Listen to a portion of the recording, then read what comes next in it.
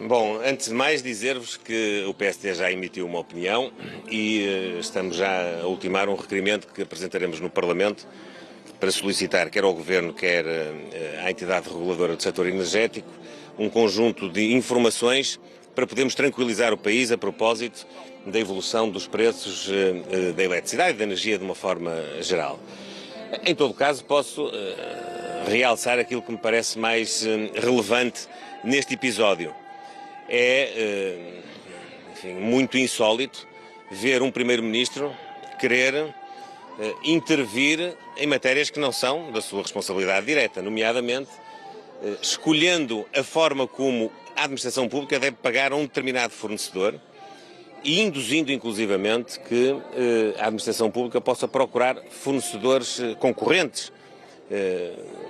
dando aqui uma certa machadada na credibilidade da administração pública e dos seus dirigentes, que são quem procede de forma a fazer o melhor negócio para o Estado, isto é, a contratar os fornecimentos com qualidade e com preço. Isso compete aos serviços fazer. Ter um Primeiro-Ministro que individualiza uma determinada empresa e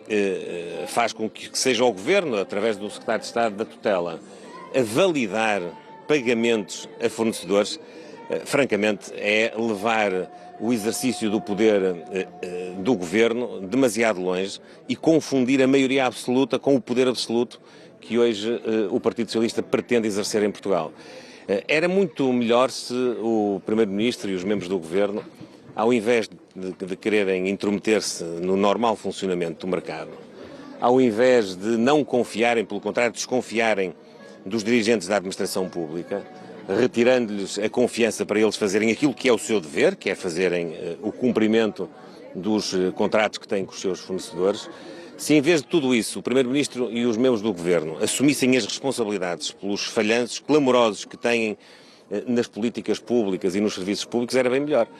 Eu preferia ver o Primeiro-Ministro de Portugal assumir a responsabilidade, por exemplo, pelas falhas do Ciresp no momento mais crítico dos incêndios florestais, ao invés de ver os membros do Governo a tirar a responsabilidade por essas falhas para os bombeiros, para aqueles que no terreno já tanto sofrem a combater esse flagelo. Eu preferia que o Primeiro-Ministro concentrasse as suas atenções em encontrar soluções para que as urgências hospitalares não estejam a fechar um pouco por toda a parte, nomeadamente aquelas que afetam as mães, as grávidas, as crianças, inclusivamente, as urgências de obstetrícia e de pediatria.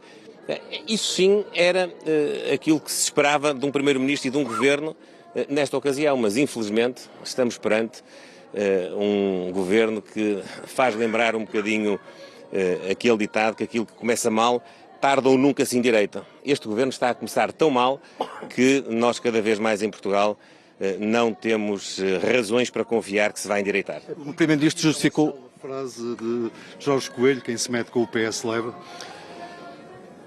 Talvez, eu acho que mais do que isso, isto já não é o Partido Socialista, é o Primeiro-Ministro e membros do Governo, é o Estado português, são as instituições democráticas de Portugal. Se fosse o Partido Socialista, ainda era, enfim, podia ser criticável, mas ainda se podia enquadrar num debate político mais aceso. Agora, fazer isso em nome do Governo, fazer isso em nome dos portugueses, porque é isso que o Governo também representa quando exerce as suas competências, é de facto